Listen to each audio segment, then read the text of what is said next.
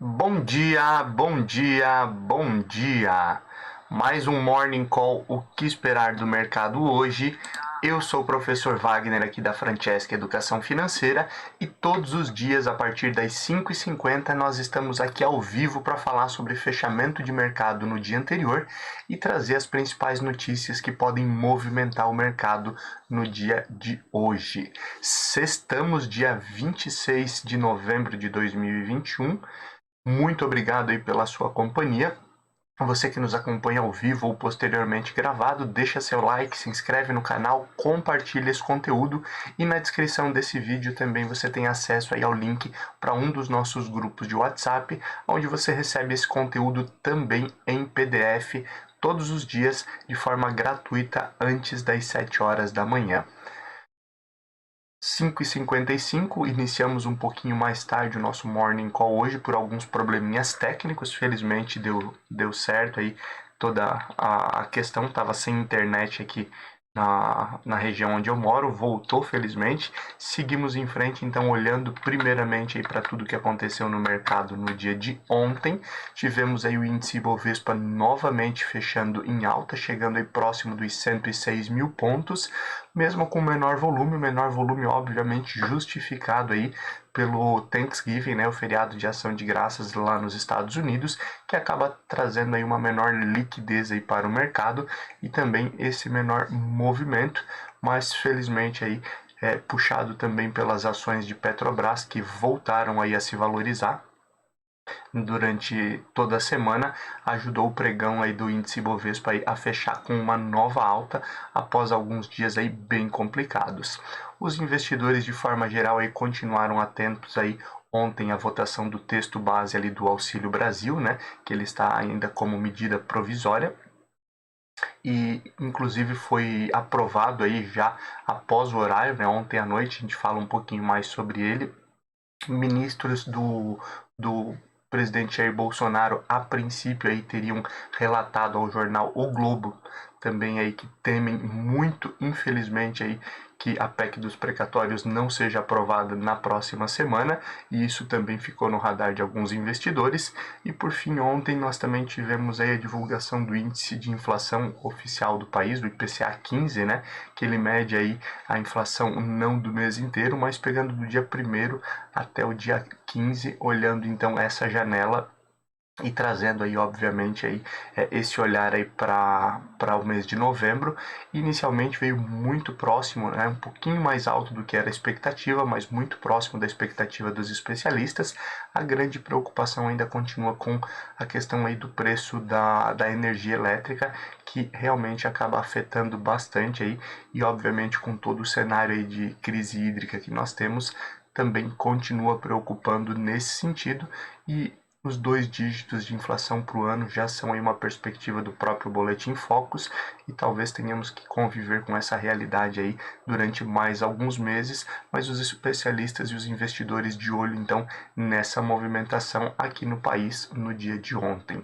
Olhando um pouquinho para o exterior, a grande movimentação aí foi na Europa, que fechou aí em alta no dia de ontem, com um acordo de coalizão aí na Alemanha, principalmente aí, né, após as eleições, existe aí a necessidade de um acordo de coalizão para governar. A princípio, continua ainda no governo a chanceler Angela Merkel, mas devemos ter mudanças nesse sentido e aguardava-se aí algumas definições também desse âmbito político, o que começa a acontecer nesse momento. Além disso, aí falas do Banco Central Europeu no dia de ontem também reforçaram a realidade aí, ou a previsão de que a inflação é transitória e uma preocupação elevada aí, obviamente, na Europa por conta dos casos de Covid que tem aumentado diariamente e novos países aí começam a tratar aí de medidas de distanciamento social novamente. Olhando aí para números de forma geral, tivemos aí no dia de ontem o índice Ibovespa subindo 1,24% e chegando aí aos 105.818 pontos. Tivemos aí também o dólar caindo novamente 0,55% e chegando a R$ 5,56. Bolsas norte-americanas fechadas no dia de ontem, então não tivemos movimentação, como já falamos anteriormente. Então, olhando já para a Europa, o euro caiu 0,28%, chegando aí aos R$ 6,24, né? Quase R$ 6,25, mudando aí poucas casas decimais em relação ao dia anterior. Já olhando para as bolsas, o DAX na Alemanha subiu 0,25% a 15.917 pontos, o CAC na França subiu 0,48%, chegando a 7.075 pontos, e no Reino Unido a alta foi de 0,33% a 7.310 pontos.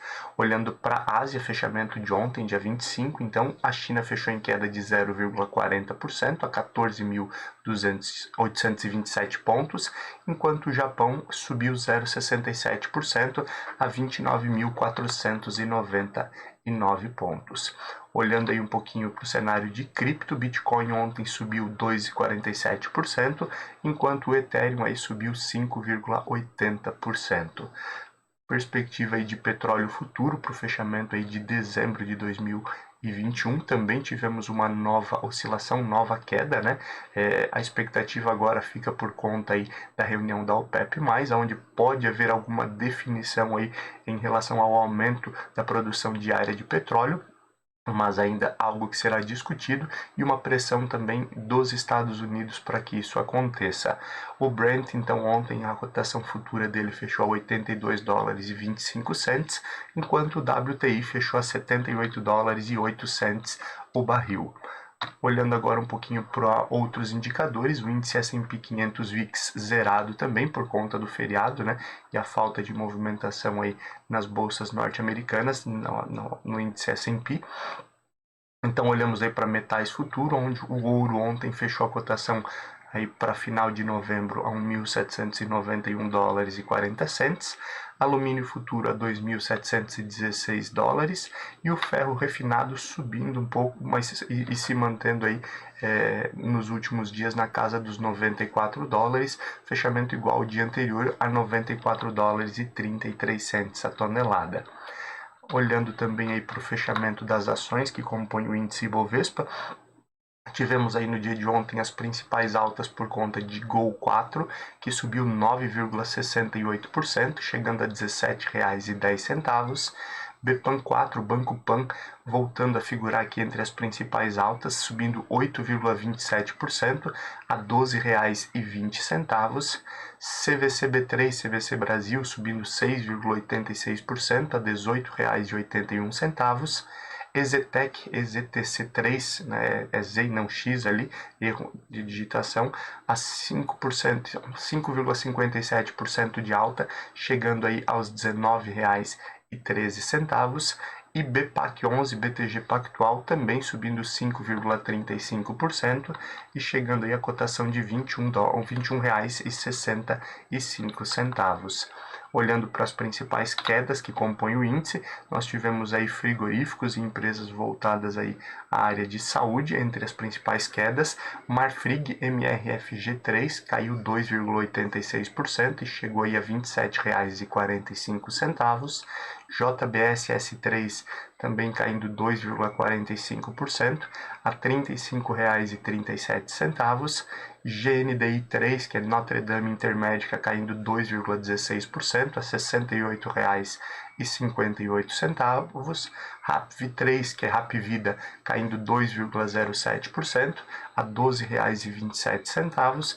E NTCO3 Natura caindo 1,99% a R$ 27,53. Essas foram as principais altas e baixas do índice Ibovespa no dia de ontem.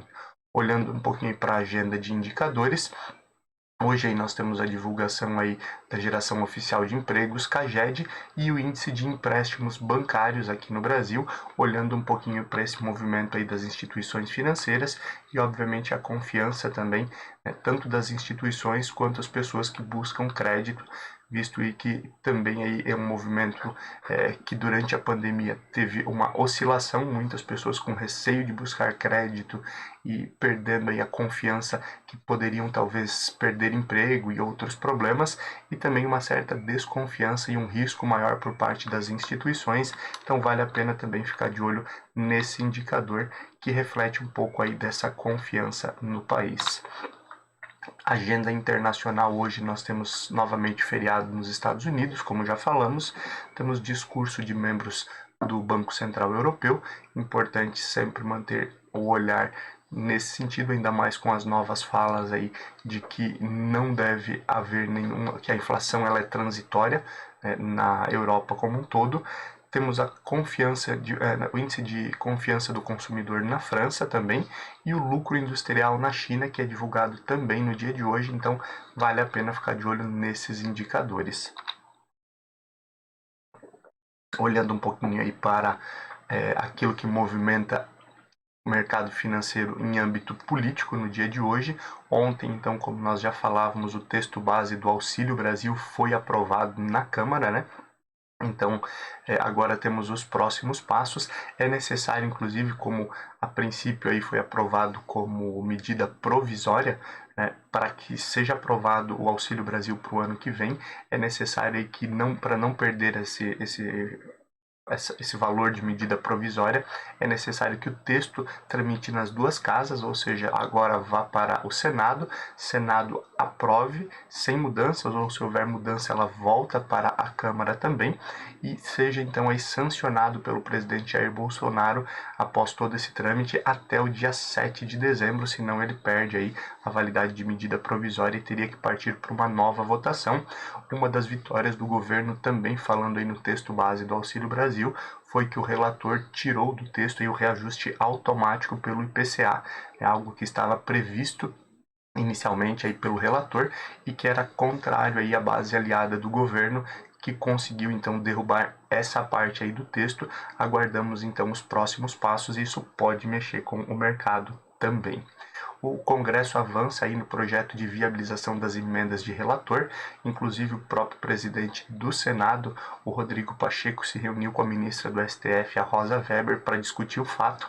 Relembrando aqui, né, a ministra Rosa Weber inicialmente aí foi quem pediu a suspensão do chamado orçamento secreto, né, que eram as emendas de relator utilizadas aí pelo governo em alguns momentos aí para que tivesse apoio de alguns parlamentares para votações importantes. A bancada do STF acabou suspendendo em sua maioria, né, votando pela suspensão. Inclusive agora discute-se aí todo o fato e foi solicitado, obviamente, uma maior transparência em relação às medidas aí de emendas de relator, e é isso agora que se debruça aí o Congresso, né, Câmara e Senado, para que possa reverter e retomar as medidas aí de emendas de relator.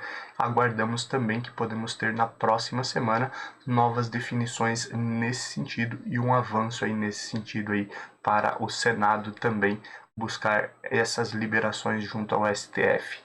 Olhando um pouquinho para eleições 2022, novidades: o MDB lança a princípio a senadora Simone Tebet como pré-candidata à presidência em 2022, buscando então uma candidatura própria nesse momento.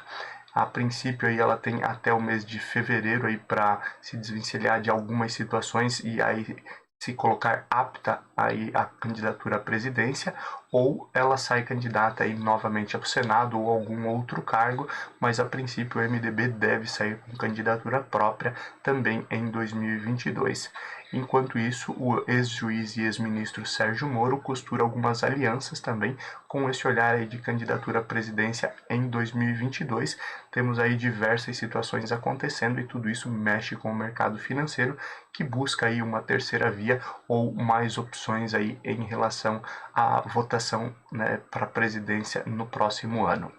Olhando aí para a PEC dos precatórios, né, um estudo aí feito pelo Tribunal de Contas mostra aí que a aprovação da PEC dos precatórios, apesar de ser vista aí por muitos especialistas como o menos pior para o Brasil nesse momento, ela pode acumular aí dívidas no valor de R$ 1 trilhão até 2036, com esses reparcelamentos, né, a ideia é justamente essa, só pode reajustar aí os precatórios com base no que foi pago no ano anterior e mais a inflação dos últimos 12 meses. Isso aí pode gerar então aí 1 trilhão aí de dívidas de precatórios até 2036, aonde seria suspensa essa questão do teto de gastos em relação aos precatórios, e se não houver nenhuma mudança até lá, chegando então em 2036, o governo teria que pagar esses 1 trilhão aí dos precatórios acumulados até esse período. Obviamente isso aí pode ter mudanças, né? E pode forçar algumas mudanças nesse momento ou em outras decisões aí do Congresso e do governo como um todo. Olhando um pouquinho agora para a economia, o Banco Central Europeu reiterou, inclusive na sua ata, né, da reunião aí do Banco Central Europeu, que a Europa não vive, não tem uma perspectiva de estagflação. Lembrando, a estagflação, né, é a inflação aumentando sem o aumento aí do PIB, do consumo, então você acaba ficando estacionado aí em relação a consumo e a inflação subindo. Essa é uma preocupação de muitos países, né? Esse momento em que nós vivemos aí com falta de diversos insumos e também as pessoas com uma renda menor por conta da pandemia, mas a princípio o Banco Central Europeu reitera então essa situação de que a inflação é transitória, de que em breve, no mais tardar até meados de 2022, esse cenário aí já terá sido modificado, e com isso também fica essa perspectiva de não mexer aí na taxa de juros até meados ou fim de 2022, onde se imagina que daí sim seja tomada alguma medida nesse sentido. Então vale a pena ficar de olho também em toda essa preocupação que acontece não só na Europa, mas no mundo inteiro.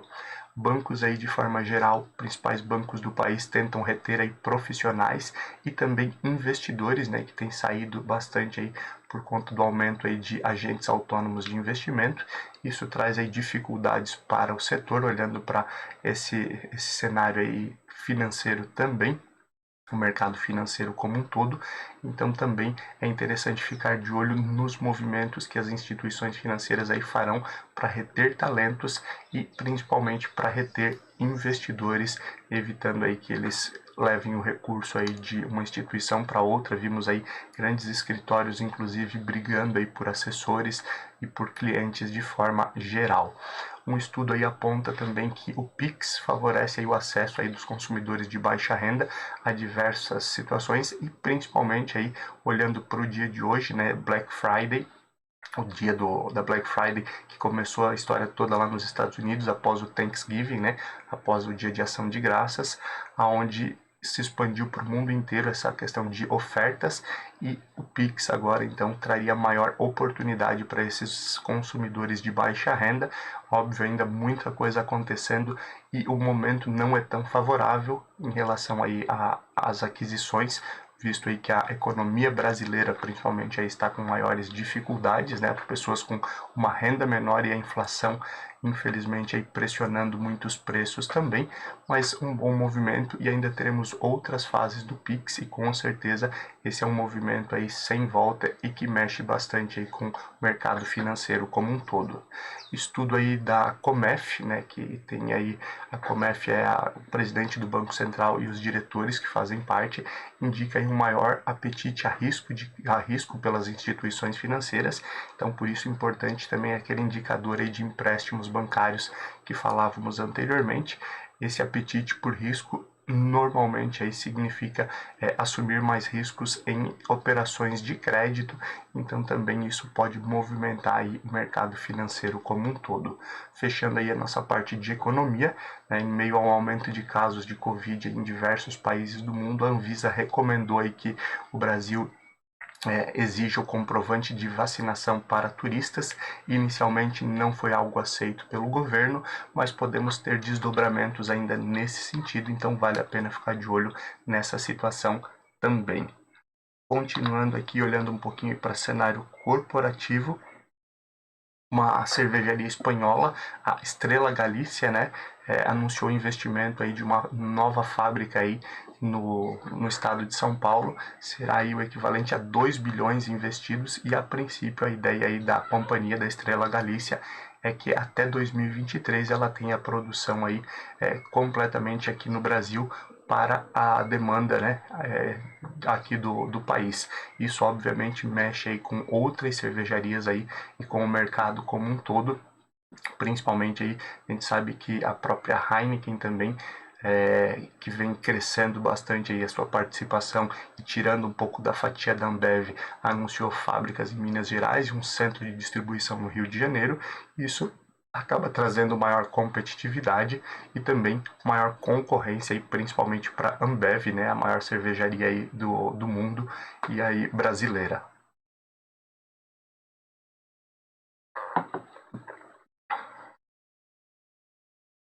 Continuando e olhando aqui para setor de varejistas, né, a Privalha está à venda aí no Brasil, inclusive aí as varejistas, né, lojas americanas, Casas Bahia, Magazine Luiza, Mercado Livre foram sondadas aí para uma possível compra aí da marca aqui no país. A marca procurou aí o Itaú BBA, né, o banco de investimento, para ofertar isso aí a outros clientes brasileiros, e podemos então ter mudanças nesse setor de varejistas. Obviamente nada concretizado, apenas boatos, mas vale a pena ficar de olho nesses desdobramentos que podem mexer aí com esse cenário também. Falando em varejistas e lojas aí online, né, mercado digital, as vendas online aí nessas semanas aí próximo a Black Friday aí subiram cerca de 31%, né? Agora isso também já continua esse fluxo aí por conta das ações de final de ano das varejistas. Inclusive já falamos diversas vezes aqui que esse momento, né, Black Friday e ações de final de ano aí podem aí mudar um pouco aí o cenário das varejistas para esse ano, que acabaram sofrendo bastante, principalmente aí com lojas fechadas e a redução aí do poder de compra da população por conta aí da inflação cada vez mais alta. A Petrobras anunciou aí que ela deve dobrar a projeção de dividendos aí para os próximos anos, até 2026, inicialmente, e aí vemos uma mudança aí, né, obviamente, principalmente pelo aumento do dólar e aumento aí do preço de combustíveis que aconteceu, mas a Petrobras aí saiu de uma empresa aí que estava com dificuldade, com risco de calote, para uma das principais empresas pagadoras de dividendos do país nesse momento. Então isso também acaba mexendo com o mercado, inclusive aí com o cenário, com a concorrência nesse setor aqui no país. E com o impasse aí da aprovação pelo CAD, né, da fusão de Unidas e Localiza, a Localiza aí sugeriu ao CAD a possibilidade aí de vender a marca Unidas, inclusive aí nesse movimento aí fazer uma venda aí de boa parte dos veículos também, cerca de 30 mil veículos que fariam parte aí dessa negociação, para que seja então aprovada e eles consigam finalizar esse processo. É algo aí que já demanda praticamente um ano aí, um pouco mais de um ano aí, essa negociação e esse aguardo aí para que o CAD aprove então essa fusão entre Unidas e Localiza, que formaria aí uma gigante. Inclusive outras empresas aí que questionaram em alguns momentos o CAD em relação a esse monopólio. Então também interessante ficar de olho aí nesse movimento. E agora 6h17 da manhã, vamos olhar um pouquinho aí para abertura e fechamento de mercado. Nesse momento nós temos aí as bolsas asiáticas fechadas, elas fecharam em queda, aonde a China fechou numa queda um pouco menor, 0,34% de queda, a 14.777 pontos, enquanto a bolsa Nikkei no Japão fecha aí em queda mais acentuada de 2,53% a 28.751 pontos. O principal motivo aí dessa forte queda aí na Ásia, né, mais acentuada ainda no Japão, é a própria questão de inflação, que acaba trazendo um pouco de preocupação, mas mais ainda o aumento de casos de Covid e a descoberta aí pela primeira vez na África do Sul aí de uma possível variante nova da Covid-19, o que acaba também trazendo maior preocupação não só para as bolsas asiáticas, mas para as bolsas europeias também, que nesse momento também caem bastante por conta desse aumento de casos e desse risco de uma nova variante. O DAX na Alemanha nesse momento cai 3%, o CAC na França cai 3,85%, quase 4% de queda, e no Reino Unido aí uma queda de 3,15% nesse momento às 6h18 da manhã. Perspectiva de bastante oscilação aí, um grande risco aí de quedas acentuadas por conta dessa realidade aí na Europa. Índice Ibovespa normalmente tende a seguir as bolsas internacionais, mas estamos um pouco mais distantes aí da questão de aumento de casos de Covid, né? Estamos numa estabilidade nesse momento e alguns desdobramentos, principalmente aí de âmbito político, cenário interno, como a PEC dos precatórios e outros assuntos, podem fazer com que haja um descolamento e termos uma nova alta para fechar aí a semana com chave de ouro. Muito obrigado aí pela sua companhia.